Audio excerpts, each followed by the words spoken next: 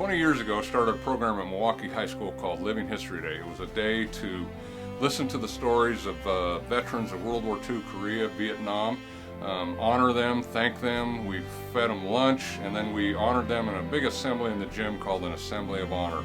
Little did I know that it would lead to gifts and recognition and plaques, and they're all on display here in my den, and I call it the Room of Honor.